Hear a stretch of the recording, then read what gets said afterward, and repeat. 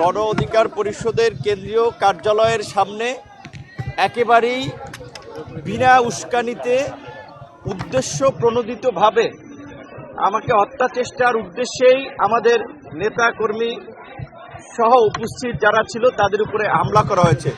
তাই আমরা পুলিশ প্রধান এবং সেনা প্রধানকে পরিষ্কারভাবে বলতে চাই, আপনারা যদি এই ঘটনায় নির্দেশনা দিয়ে না থাকেন, আপনাদের অধীনস্থ সেনাবাহিনী পুলিশের ঊর্ধ্বতন কর্তৃপক্ষ যদি এই বর্বরচিত হামলা, যেটা হত্যার উদ্দেশ্যে পরিচালিত হয়েছে, এই হামলা নির্দেশনা দিয়ে না থাকে, তাহলে কারা দিয়েছে, কোথা থেকে এই ঘটনার নির্দেশনা এসেছে, সেই ঘটনার একটা নিরপেক্ষ তদন্ত করে জড়িতদেরকে বিচারের মুখোমুখি করবেন, এটা আমাদের প্রত্যাশা।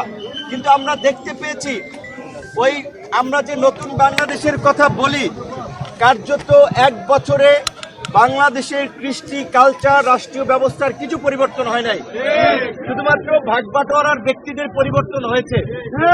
এই যে এই ঘটনার মতো এই মুহূর্তে একটা আলোচিত এবং সেন্সিটিভ ঘটনা, একটা দলের প্রধানকে কার্যালয়ের সামনে এইভাবে আঘাত করা হয়েছে। আপনারা মিডিয়াতে গুরুত্ব দিয়ে ফলো করে প্রচার করেছেন। আমি দেশ থেকে সিঙ্গাপুরেও গিয়েছি, কিন্তু আমাদের ছাত্র যুব অনেক নেতারা গুরুতর আহত হয়েছে। আমার নাকের দিকে তাকালে দেখবেন আমার ডান নাক, এই নাকের কিন্তু ডান সাইড থেকে বাঁকা, কারণ এই ফ্র্যাকচারের কারণে, প্লাস এখানে ডেভিয়েশন আছে। এই মেজর অপারেশনটা এবং সামগ্রিক মূল্যায়নের জন্য আমরা সিঙ্গাপুরে গিয়েছিলাম। ডাক্তার বলেছে এইটা প্রথম 2-1 সপ্তাহ, ঘটনার 2-1 সপ্তাহ পরে করতে, অথবা 4 মাস পরে। তারা জানুয়ারিতে ডেট দিয়েছে। এইভাবে টার্গেট করে আঘাত করা হয়েছে। প্রকৃততে এটা আমাকে বলতে হবে, শেখ হাসিনার, আমরা ফেসিবাদের সময় বলি, এই ফেসিবাদের সময়ও শেখ হাসিনার গদিকে চ্যালেঞ্জ করে আন্দোলন করেছিলাম আমরা। আমাদের উপরে আইন শৃঙ্খলা বাহিনীর এই রকমের বর্বরচিত হামলা হয় নাই। তাহলে এইটা একটা টার্গেট অপারেশন ছিল, আমাদেরকে টার্গেট করে অন্যদেরকে মেসেজ দেওয়ার জন্য এই হামলা পরিচালিত হয়েছে।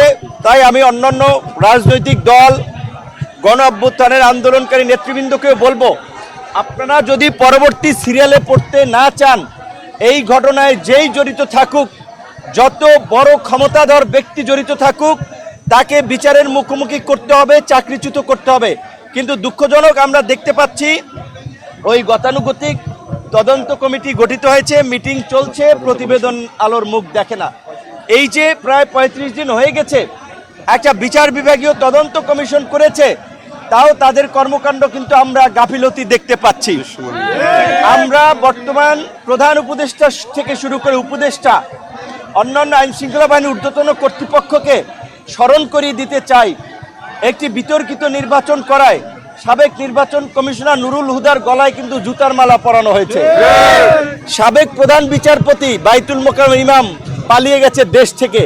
সুতরাং এই 29 আগস্টের ঘটনার বিচার না হলে অনেকেই, আমরা যদি বেঁচে থাকি, রাস্তায় অপমানিত হবেন, অপদস্থ হবেন, এবং ভবিষ্যতে তাদের গলায় গামছা আমরা পরাবো।